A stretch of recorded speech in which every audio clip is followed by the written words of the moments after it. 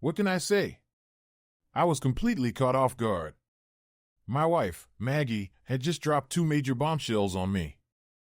"Mac, we need to talk," she said as I walked in from work. She was still in her business suit, having just finished her day as an accountant. I was in my work coveralls, overseeing operations at my chocolate business. I'm Angus Mac McDougall, and my wife is Margaret Sullivan MacDougall. She hyphenates her last name, which some might find pretentious, but I've come to accept it. She goes by Maggie. Our differing Scottish and Irish heritages should have hinted at our incompatibility, but I was initially captivated by her golden blonde hair, green eyes, and impressive physique. We met a decade ago when I was fresh out of the Army, both starting college. She was 18 and I was 22, using the GI Bill to pursue culinary arts while she pursued accounting. Despite our differences, we clicked early on. Perhaps it was her love for chocolate that drew us together. I had always wanted to craft chocolates, a passion influenced by my mother's fondness for them, and the market was promising. While many businesses thrive mainly during Christmas, chocolatiers enjoy steady demand year-round: Christmas, Valentine's Day, Easter, Independence Day, you name it. Valentine's Day often rivals Christmas in chocolate sales. Our shop does particularly well then. Oh, and I despise my first name, Angus. Seriously, Mom? Mac is how I introduce myself to everyone. Not even my wife calls me Angus, except when she's really mad. Mom and Dad use it only when I'm in trouble, otherwise, it's Mac. So when Maggie said those dreaded words, "We need to talk," my heart sank. Every man knows the weight those words carry. It usually spells trouble. I braced myself as I sat down, knowing my world was about to change. 10 years together, 8 of them married, and, up until now, happily so. I had assumed the same of Maggie. As she began to speak, I sifted through possible reasons for this conversation, fearing the worst. Sex? Absolutely not. We maintained a robust sex life, often engaging 4 or 5 times a week in marathon sessions. I always ensured she reached multiple intense climaxes. Our intimacy was a cornerstone of our relationship. Money? Definitely not an issue. My net income was comfortably in the 6 figures, nearly $250,000 after covering all expenses like overhead, payroll, and taxes. Combined, we were bringing in close to $375,000 annually. Financially, we were thriving. Lack of love? Not from my side. I loved Maggie wholeheartedly and passionately. Could she have stopped loving me along the way? We were even discussing starting a family just a week ago. She broke my thoughts by sliding a dreaded manila envelope across the kitchen table as I sat down. "Maggie, please tell me this isn't what I think it is," I pleaded, meeting her gaze. Her expression was composed, revealing nothing. "I'm sorry, Mac," she whispered softly. "I should have talked to you sooner, but I want a divorce." "Why?" I managed to ask calmly, despite the turmoil inside. "It's complicated," she hedged, avoiding my eyes. "You've met someone else," I stated, still in disbelief, but strangely calm. "Yes," she admitted, barely audible. "For how long?" I asked, stunned. What was happening to me? Shouldn't I be furious, pacing and shouting? Shouldn't I feel anything but this numbness? 8 months, she confessed. I closed my eyes. 8 months, I repeated. You've been cheating on me for 8 months, and this is how I find out you want a divorce. I shrugged. I guess you're going to take everything in the divorce, given that California doesn't favor alienation of affection. No, Mac, she said softly, shaking her head. Your business is yours. The house is mine from my grandparents, but I'll give you time to find a new place. I'll seek minimal alimony until I remarry, nothing excessive. I sighed deeply. Do I know him? I finally asked. If you harm him, you'll end up in jail, she warned unnecessarily. I wanted to confront him, but I couldn't risk losing my business. I know that. But I think I deserve to know who's been betraying me for the past 8 months, I said, resigned. Reginald Pennington, she stated firmly, lifting her chin. I already despised him, even before this revelation. That was bombshell number 2. All right, now I was furious. I closed my eyes and took deep breaths to regain composure. Reginald Pennington, the epitome of blonde, blue-eyed old money and all its arrogance, not to mention his bigoted streak. I had warned Maggie about him after a dinner discussing charity work, but she brushed it off, claiming he was harmless. Harmless like a rattlesnake. We first met him at a community charity event, and even then, I sensed his inappropriate gaze on Maggie, disdain for me, and unchecked lust for her. Struggling to contain my anger, I finally met Maggie's eyes again. Well, I suppose there's not much I can do about it now, I said with forced nonchalance. I wish it hadn't come to this, Mac, she said sadly, though I saw through her facade. That's not true, Mags, I replied calmly, my mind already formulating a plan. But fine. I won't contest the divorce, as long as it's as straightforward as you say. My lawyer will review everything before I sign. She nodded. I wouldn't expect any less, Mac. Just so you know, it's not about anything you did or didn't do. Reggie and I have a deep connection. I do still love you, but I'm in love with him. I'm truly sorry it has to be this way. What a load of crap. She was in love with his wealth, his family was worth billions. At the charity ball, he had made advances towards Maggie, and I noticed him adjusting himself afterwards. I knew he couldn't satisfy her like I could. I almost chuckled at the thought that she was trading down in that department. But for now, I bit my tongue. I'm sorry too. After our conversation, she handed me the manila envelope. You'll be officially served tomorrow morning, Mac. We'll meet at Tim's office. Consider this a preview of my settlement terms. Tim Grayson, my best friend since childhood, had been my lawyer since I started McDougal's Chocolate Factory. You know what? Drop the alimony, and we have a deal. Reggie's loaded. You don't need my money, right? It was a long shot, but I had to try. She owed me that much, at least. She hesitated. If she agreed, I might reconsider the plan already taking shape in my mind. No, Mac. I need something out of this. After all, I wasted 10 years of my life with you. That statement, that our entire relationship had been a waste of her time, stirred something in me. I glanced at the proposed alimony, $200 a month for 2 years, or until she remarried, whichever came first. That was half of what I made monthly after expenses. I could manage it, with plenty saved in my personal account. After pretending to mull it over, I conceded, fine. It'll be worth it in the end.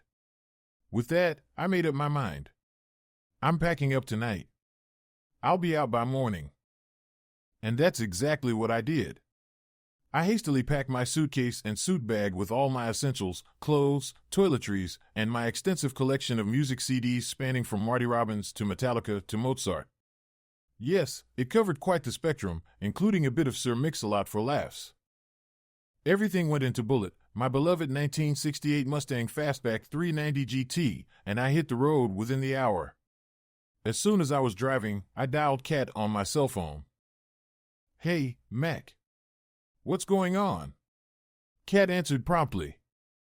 Kat, I just got kicked out, and I'm getting served divorce papers tomorrow morning at Tim's office. Maggie's decided she's trading up, at least in her mind, I said bitterly, my emotions finally breaking through. Damn. Are you serious? Kat's shock mirrored my own. Yeah. I'm heading to the Holiday Inn for now until I figure things out, I replied. Hell no. You get over to my place right now, mister, she commanded, slipping into what she calls her ghetto mode. All right, yes ma'am. I chuckled despite the situation. Good. See you soon, she ended the call, leaving me smiling wryly and shaking my head. Katrina Monroe, my manager at the Chocolate Factory, bears a striking resemblance to Aisha Tyler, albeit younger and equally tall at 6 feet, a Nubian goddess. We all call her Kat, and she's fine with it. Her boyfriend, Darius Jackson, plays for the LA Dodgers, which automatically earns him cool points in my book. He's currently on an 8-game road trip and won't be back until next week. That meant I had a few nights in Kat's guest room before he returned. Darius was cool with me, so there was a chance I could stay longer. But no, I needed to find my own place. Maybe I could afford a house outright with my savings, but the community property split hadn't happened yet. Damn it! Looks like I'd be renting an apartment for a while. As I neared Kat's place, my thoughts turned to her living situation. Darius wanted her to move in with him in L.A., but she insisted on a solid commitment first, like a ring on her finger. So here I was, 32 years old, in good shape, already a millionaire, yet completely screwed over by the woman I loved and married. My soon-to-be ex-wife, the cheating gold-digging slut.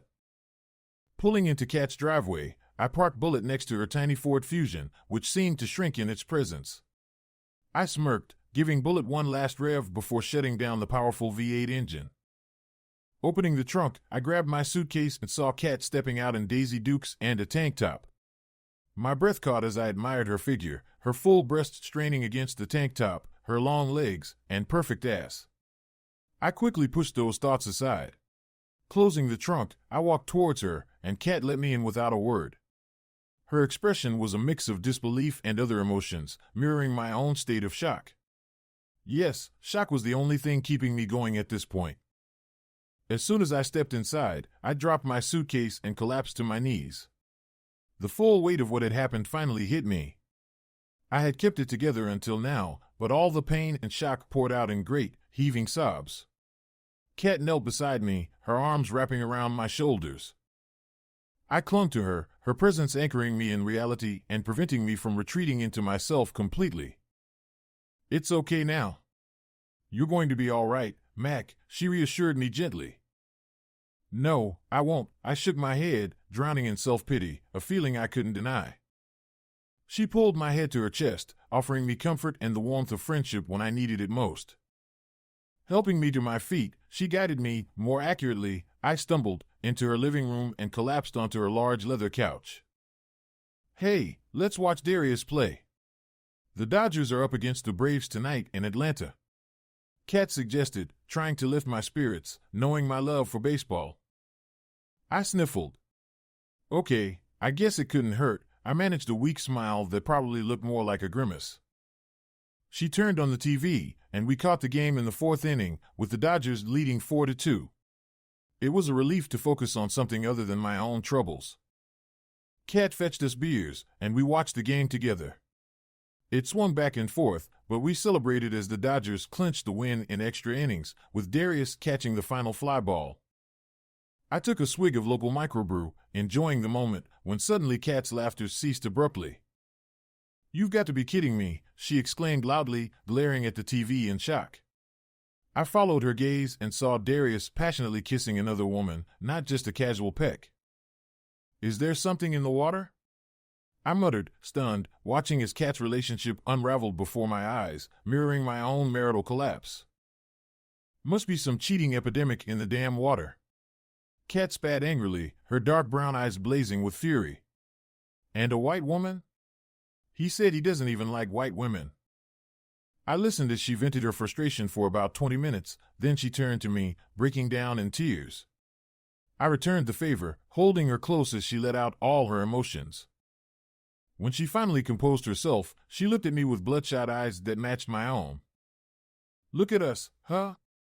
Two peas in a pod," she chuckled sadly, and I managed to smile through my tears. "Well, at least Maggie did her dirt in private," I shrugged. "That jerk did it on national television." "I'm so sorry, Kat." "Not your fault, hon," she squeezed me tightly before grabbing her cell phone. "Excuse me while I give that cheating bastard a piece of my mind." "No problem," I nodded as she pressed his speed dial button. "Hey, Darius." "Yeah, we watched the game. Mac's here with me because his cheating wife kicked him out and filed for divorce. Yeah, he'll crash with me for a bit until he finds his own place. Actually, that's why I'm calling. I saw you making out with that woman." Kat paused, listening with a roll of her eyes. She gestured to put the call on speaker so I could hear too. I nodded in agreement. "But baby, it's just a fling. You know how it is on the road. I got needs," Darius whined and justified himself. As far as I was concerned, he didn't belong on the Dodgers anymore. Well, Darius, we're done, Kat declared firmly. I'll send your stuff back to your place in L.A. I don't want to see or hear from you ever again. Got it? But baby, Darius pleaded desperately. No, you lost the right to call me baby when you kissed that woman on national TV. I don't tolerate that shit. We're finished. FINISHED. Goodbye, Darius. I hope she was worth it. Kat ended the call before he could argue further and blocked his number. She turned to me with a wry smile. Well, that's that. Zero tolerance. I nodded in agreement. Zero tolerance. Cheaters don't deserve second chances. So, what's Maggie planning with the divorce? Tell me she's not trying to bleed you dry. I swear, I'll knock some sense into her blonde head. Kat's colorful expressions never failed to amuse me. Oddly enough, no. She's asking for $2,200 a month in alimony, probably so I won't delay her remarriage plans.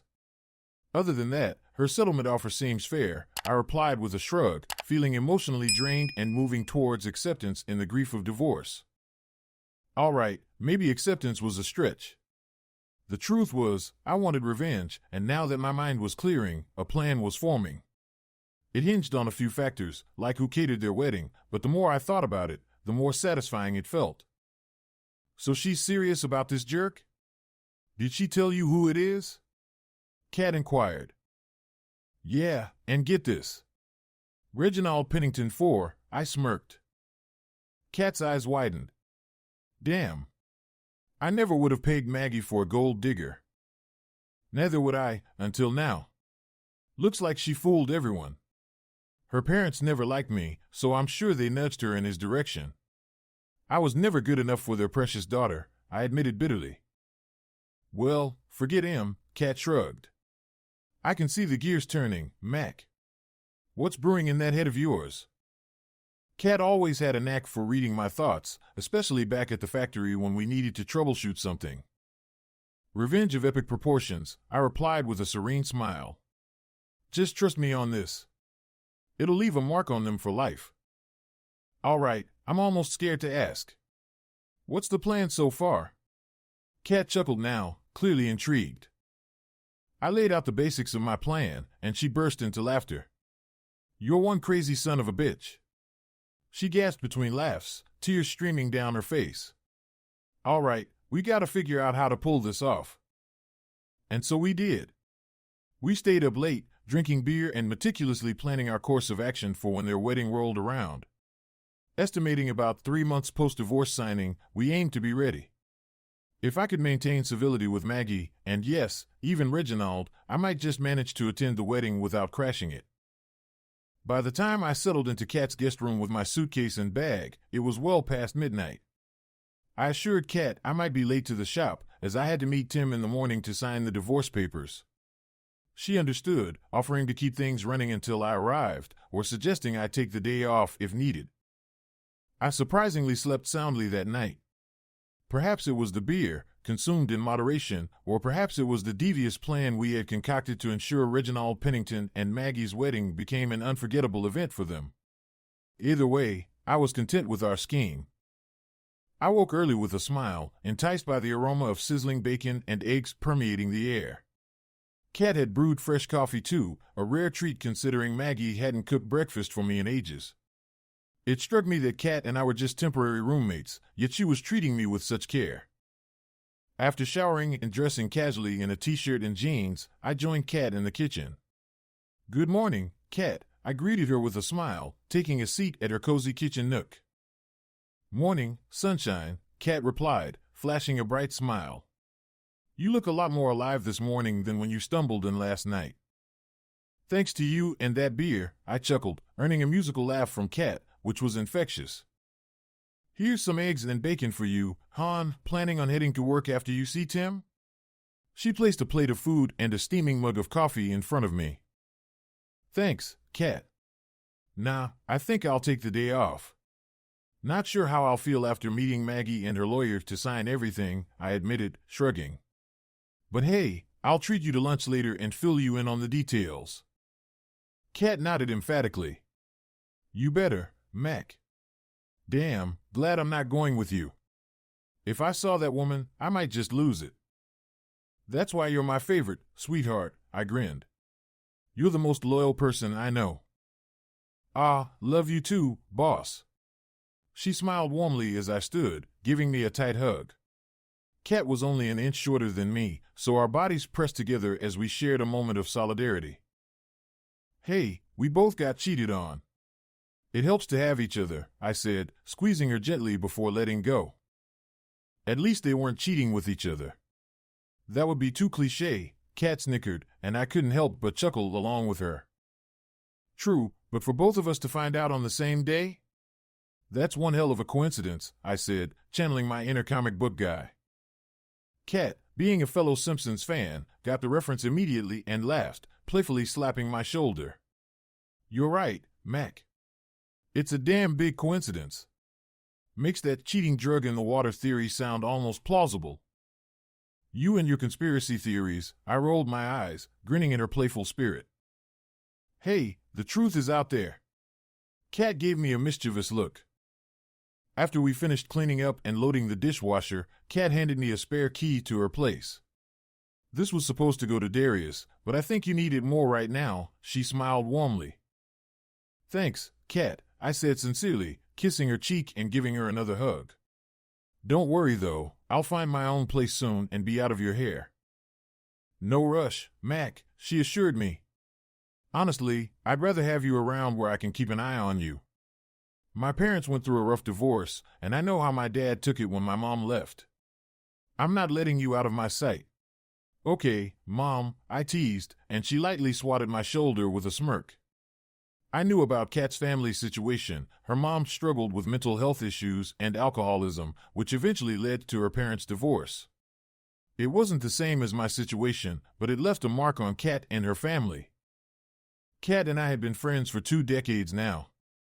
She's 2 years older and always looked out for me, especially back in school when I was smaller than most boys and got picked on. Kat was taller and tougher than anyone dared to mess with, and she taught me how to stand up for myself. By the time we hit our teenage years, I finally caught up to her height-wise.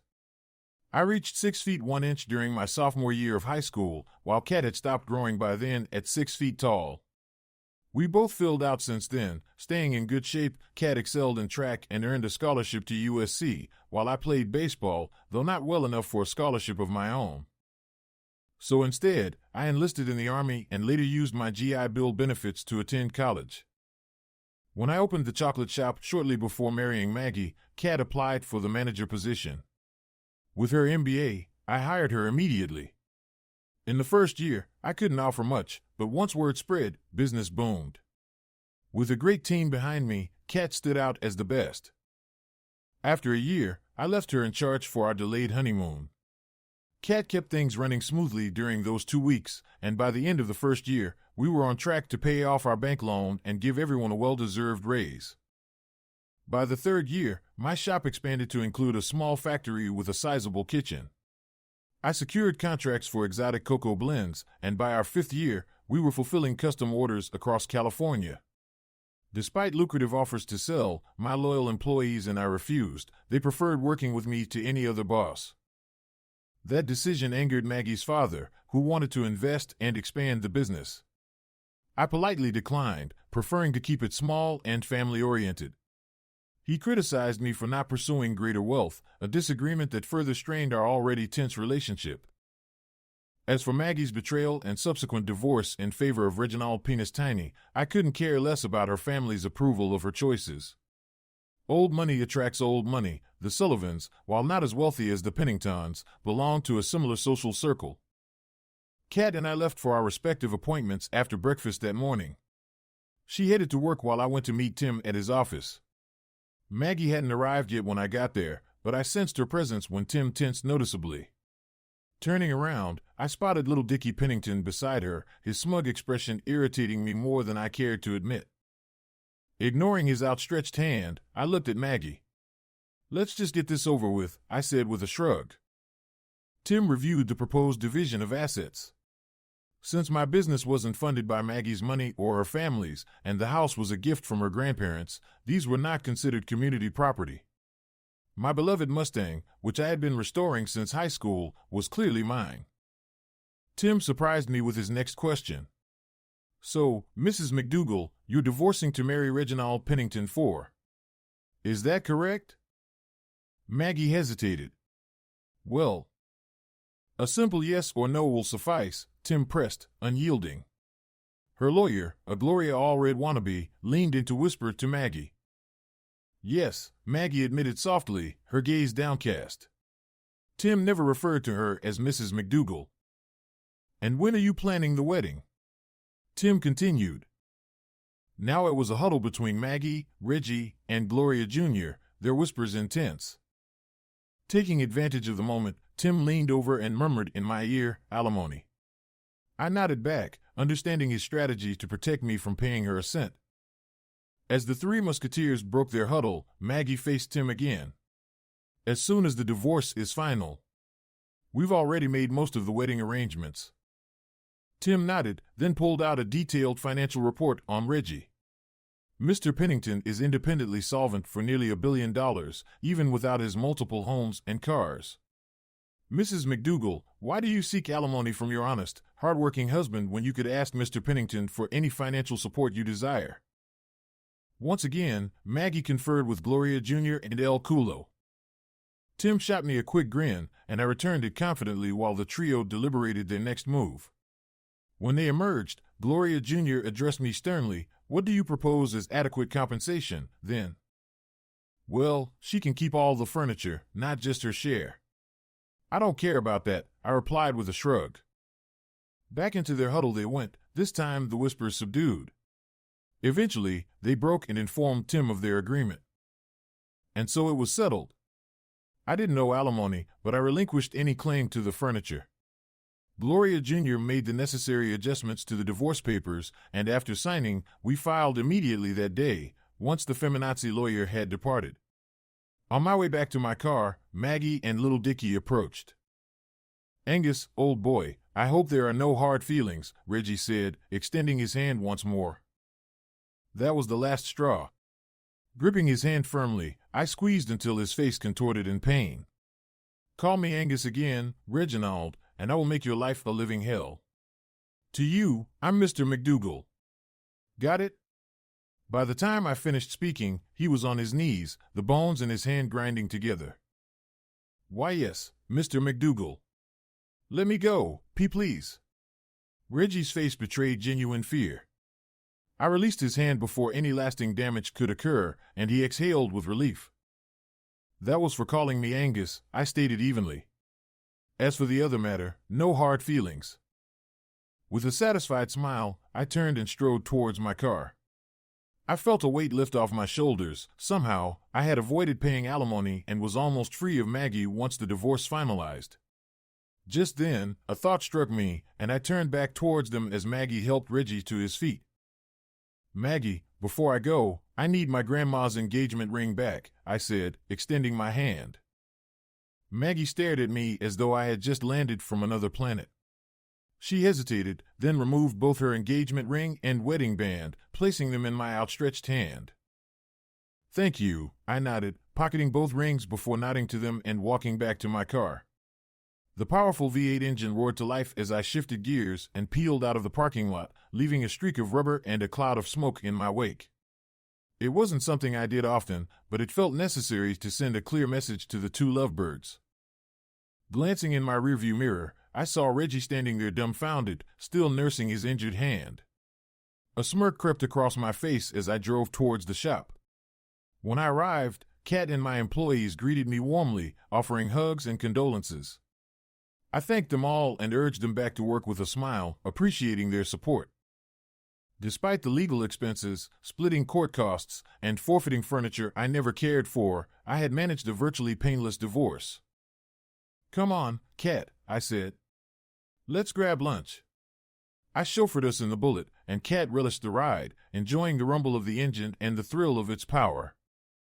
Over lunch, we shared laughter and camaraderie, two old friends strengthening our bond in the aftermath of betrayal. I still can't believe I had no clue she was cheating on me, I admitted finally, voicing my own sense of naivety regarding Maggie. I must have been blind. No, Mac. You were in love. Love can blind us, Kat reassured me, reaching across the table to squeeze my hand.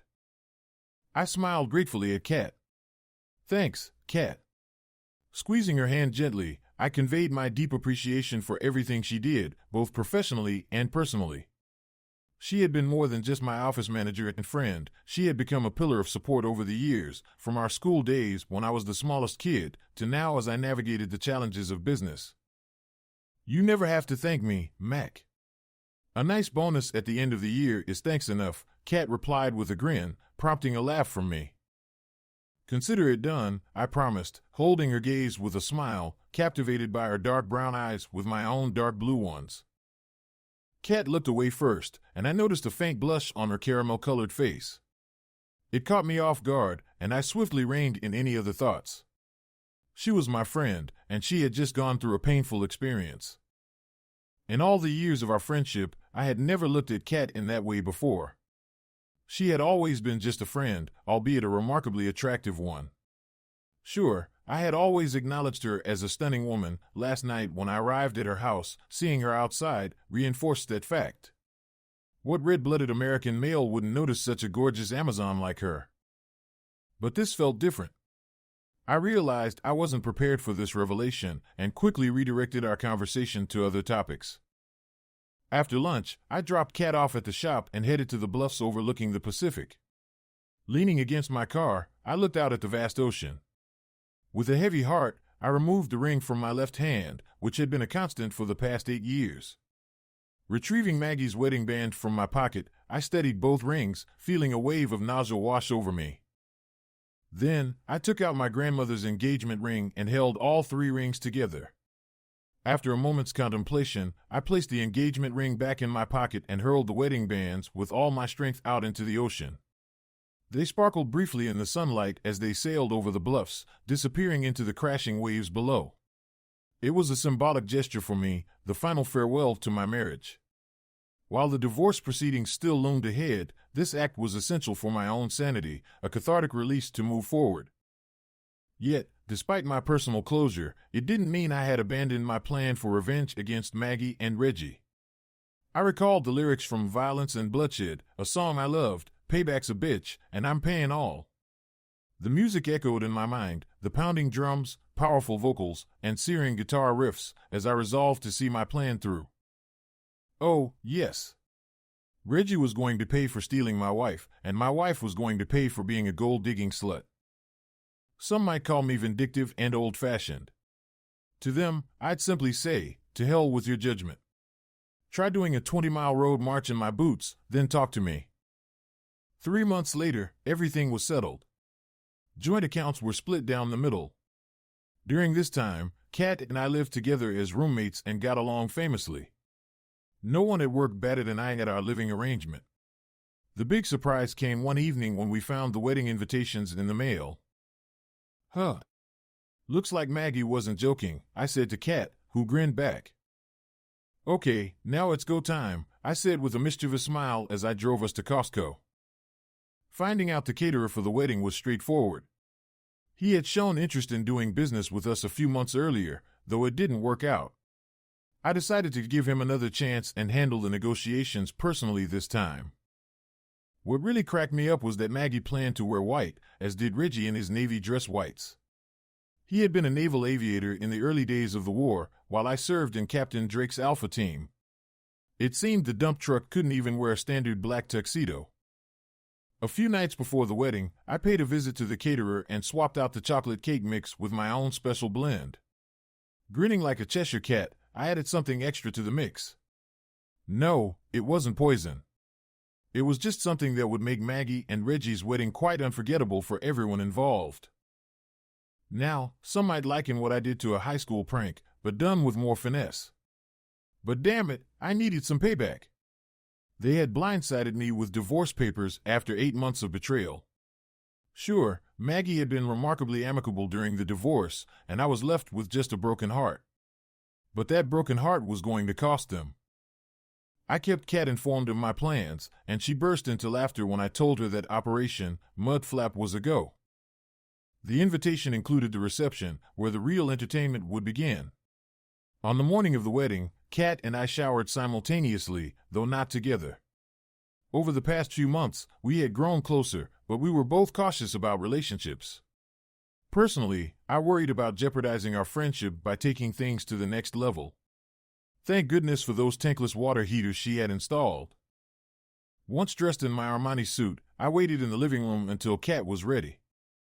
"Well, do I look presentable?" she asked, catching me off guard as I watched the UCLA football game. I turned to look at her, and my jaw dropped. Before me stood a breathtaking sight that defied adequate description. Nonetheless, I'll attempt to capture it. Kat wore an emerald green dress that clung to her curves like a second skin. The shimmery fabric seemed enamored with her body, reluctant to part ways. Her shoulder-length hair framed her beautiful face perfectly. She had painted her full lips a sultry red, and her green eyeshadow harmonized flawlessly with her attire.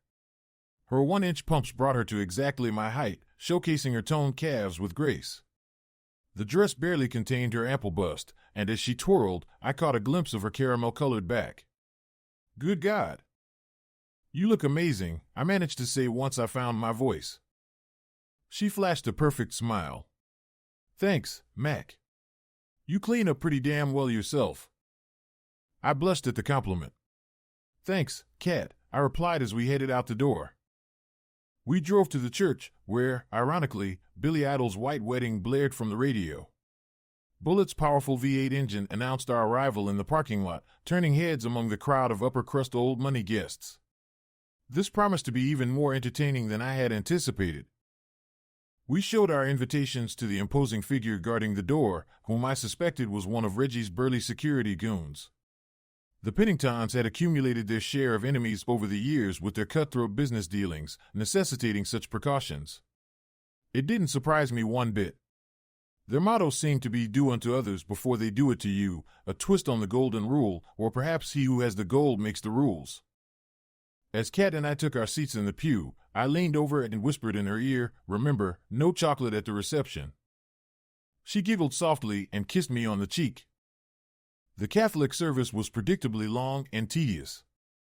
I struggled to stay awake through it all, battling the urge to doze off. Reggie cut a striking figure in his Navy uniform, which only added to my contempt for the guy. He had been a naval officer before leaving to join his family's business empire. His Annapolis-class ring gleamed as he waited for Maggie to walk down the aisle. Then, to the strains of the wedding march, she appeared, her snobbish father escorting her. Memories of our own wedding surfaced, where he had scowled at me throughout.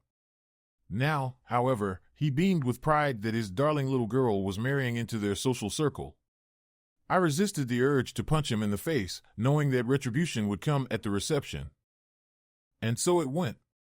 I won't bore you with the mundane details of the wedding vows, which she hadn't taken seriously the first time around, the exchange of rings, now tarnished by her affair with the asshole, or anything else for that matter. Then I won a Best Actor Oscar, Emmy, Tony, and Golden Globe all at once when I congratulated them both upon arriving at the reception. Kat, on the other hand, would have won for Best Actress, considering how deeply she felt betrayed not just for herself, but for everyone at the shop who had loved Maggie like a sister. Reggie couldn't resist rubbing it in with another Angus, "Old boy, I hope there really are no hard feelings." The better man won out in the end. It took every ounce of self-control I possessed not to pummel him into the ground, rearrange his anatomy, and fund his plastic surgeon's next vacation. Instead, I forced a smile and replied, "You're right. The better man did win." And then, in a bold move, I seized Kat and kissed her fiercely. For a moment, Kat froze, but then she responded with equal fervor. Right there, in front of Reggie and Maggie, I claimed Kat with a kiss that left us both breathless. That kiss was incredible. In that moment, everything around us faded away as our tongues danced together, her arms encircling my neck, her fingers entwining in my hair. Her body pressed against mine, her hardened nipples grazing my chest, while my own desire surged against her thigh. As we broke apart, Kat turned to face Reggie and Maggie. Yeah, the best man really did win, she said with a wink, leaving the happy couple stunned in her wake. We shared a grin as we took our seats, enjoying a delicious lobster dinner. Then came the highlight of the evening as the wedding cake was brought out. Reggie and Maggie went through the motions of cutting the cake, followed by the traditional cake-to-face smearing.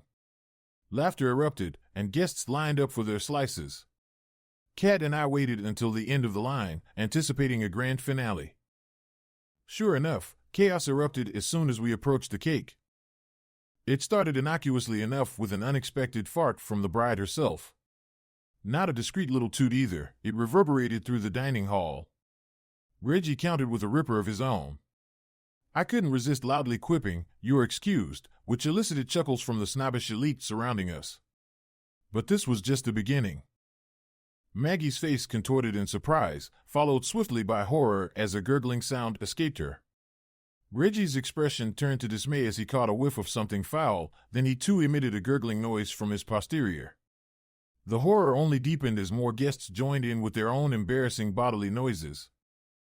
Maggie and Reggie bolted for the nearest restrooms, leaving a trail of unfortunate evidence behind them, brown fluid staining her dress and Reggie's pants. More guests followed suit, realizing they too had fallen victim to whatever culinary misfortune had befallen the reception. Kat and I slipped away quietly, struggling to contain our laughter until we were safely inside Bullet. Tears streamed down our faces as we doubled over with laughter, nearly bursting our guts from the hilarity of it all. "Oh my God, Mac!" Kat laughed heartily, clutching her stomach as she guffawed. I was laughing just as hard beside her. "Do you think I used too much?" I managed to say between fits of tear-filled laughter. "How fast does that stuff work?" Kat chuckled again. "Well, the boxes at Costco said it's effective but cautioned not to overdo it," I snickered, our laughter finally settling a bit. "How many boxes did you pour into the cake mix?" she asked incredulously. "All of them," I replied with a serene smile, causing Kat to nearly lose it again. I had spiked the cake mix with powdered chocolate-flavored laxative for the Pennington wedding. Most of the cake and cupcakes were practically pure laxative, since I had emptied out most of the cake mix boxes and substituted them with the powdered laxative. I had also mixed some into the remaining cake mix to ensure it wasn't too potent. But wow, I hadn't expected it to work that fast. That was just the icing on the cake, pun intended. The night I visited the caterer under the guise of negotiating a chocolate contract from my factory, he had shown me around his kitchen and proudly mentioned catering the Pennington wedding. Little did he know, the bride was my cheating ex-wife. After he left me alone in his office to finalize paperwork, I swiftly swapped the cake mix with the laxative-laced powder and made a clean getaway. Following Captain Drake's sage advice, never leave a trace, I ensured everything was discreetly handled. By the wedding day, all evidence was erased, and only Kat and I knew about the prank. She was tight-lipped, and I trusted her with that. When Kat and I returned home, she turned serious. "Mac, that kiss earlier," she began, her tone contemplative. "Kat, I know I crossed the line earlier, but you looked so stunning, I couldn't resist," I blurted out. She gently placed a finger on my lips. "Let me finish, baby," she said softly. "That kiss earlier was the best I've ever had. You're a good man, and quite a catch for a white boy. What I'm trying to say is, I think we could be great together." Her cheeks flushed slightly, and I leaned in to kiss her again. Our lips met, and hers parted invitingly as my tongue gently explored her mouth. It was a kiss filled with tenderness and affection, making me realize how much I had been missing. As we finally broke the kiss, we gazed into each other's eyes. "I think we could be great together, too." "Only one way to find out," I smiled, and she smiled back warmly. Once inside, our kisses were slow and passionate. I slid the straps of her dress off her shoulders while kissing her deeply. My hands found her bare breasts, and I caressed them tenderly, feeling her nipples harden under my touch. We broke the kiss, and I kissed my way down to her dark, enticing nipples. I want you to make love to me, baby," she moaned as I kissed and sucked on her perfect breasts. "Do you want me to take you hard, sexy lady?" I growled, our lips finding each other again as our tongues danced fervently. She broke the kiss first. "Hell yes, I do." I want your big cock deep inside my hot little pussy. She snarled back, stroking me through my pants. I shed my clothes with lightning speed, helping her undress just as quickly. Her hands roamed my back and neck as our bodies pressed together. The sensation of her skin against mine was electric, and I kissed her passionately as I eased her down onto the bed. She spread her legs eagerly as I positioned myself between them, guiding my cock to her dripping wet lips. She teased me, rubbing the head of my cock against her slick folds, then brought me to ecstasy as she slid the tip inside her warmth. I began to thrust slowly, relishing her gasps of pleasure. "Give me that dick, baby," she moaned as I picked up the pace, driving into her faster and harder. There was no finesse in that first coupling. She wanted it rough, and I was more than willing to give her what she craved. She screamed as her nails dug into my back, and I roared as I poured myself into her, releasing everything I had. Collapsing on top of her, her legs wrapped around my waist as we held each other tightly, trying to catch our breath. Slowly, she unwound her legs from around me, and I rolled onto my side beside her, catching my breath. She ran her hand lovingly down the side of my face, a satisfied smile spreading across her face. "Wow, Mac. What was that bitch thinking? Didn't you see the dollar signs in her eyes as she walked down the aisle?" I smirked. "Cat, I might not be as wealthy as the Penningtons, especially Reginald Penis Tiny, but believe me, I'll never leave you wanting in bed." "Penis Tiny," she laughed uproariously. "Mr. Brownshorts, indeed." "Yeah, they might as well change their last name legally," I chuckled along with her. After the laughter subsided, I pulled Kat close and kissed her again. My arousal was evident, and Kat couldn't help but notice. "Damn, baby. You're hard again already," she exclaimed, gently stroking my cock. "You do it for me," I shrugged. "Must be jumble fever," she diagnosed playfully. "Well, maybe. But if it is, I think it's a permanent condition," I agreed, capturing her lips again as I moved between her parted thighs. This time, our lovemaking was slow and unhurried, a stark contrast to our first passionate encounter driven by lust and need. This time, it was about tenderness and connection. Kat had never experienced such intimacy before. She later told me that previous partners had only cared about their own satisfaction. I was determined to change that, and change it I did. We spent the entire day and night wrapped up in each other, making love repeatedly. We showered together, indulged in a playful 69, and after, she staked her claim on me, gripping my cock and declaring, "This is mine." Then she straddled me, guiding my cock into her warm, tight pussy, and proclaimed, "And this is yours." Any questions? Needless to say, I had no questions. Now, some might wonder why I set up the caterer the way I did. The issue arose when Sal, the owner, had made inappropriate advances toward Kat during their initial negotiations. She had promptly shut him down and advised against doing business with him. However, when I discovered Sal would be catering the Pennington wedding, I saw an opportunity to address two problems at once. The fallout from what the press dubbed the Brown wedding was immediate and widespread.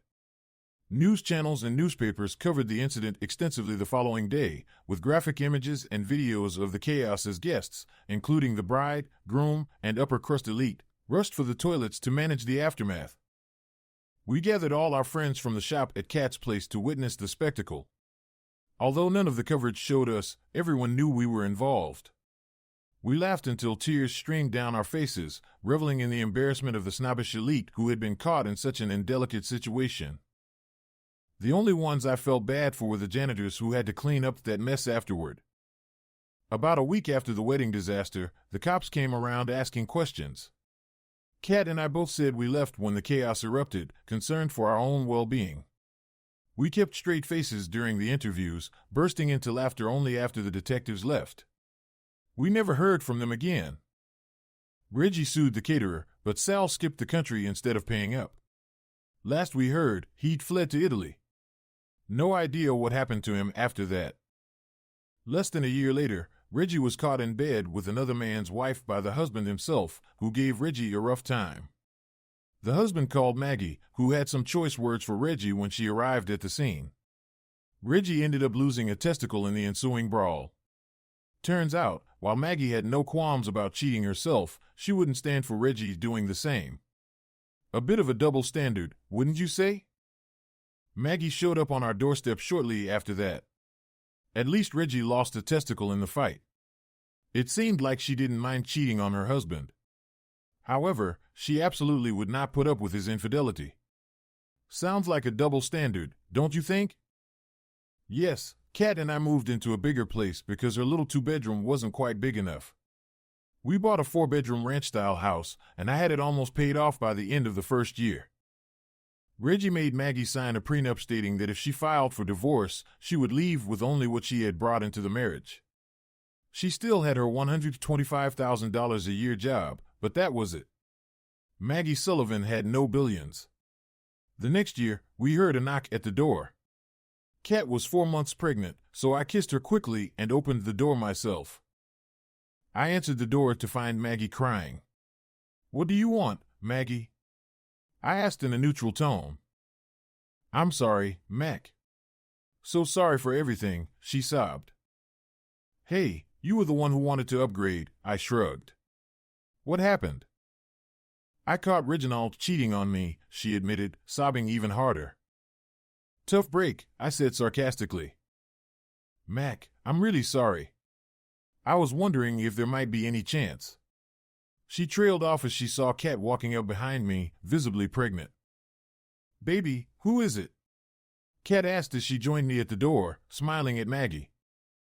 "It's Maggie, and she's just leaving," I said, shutting the door in my ex's face.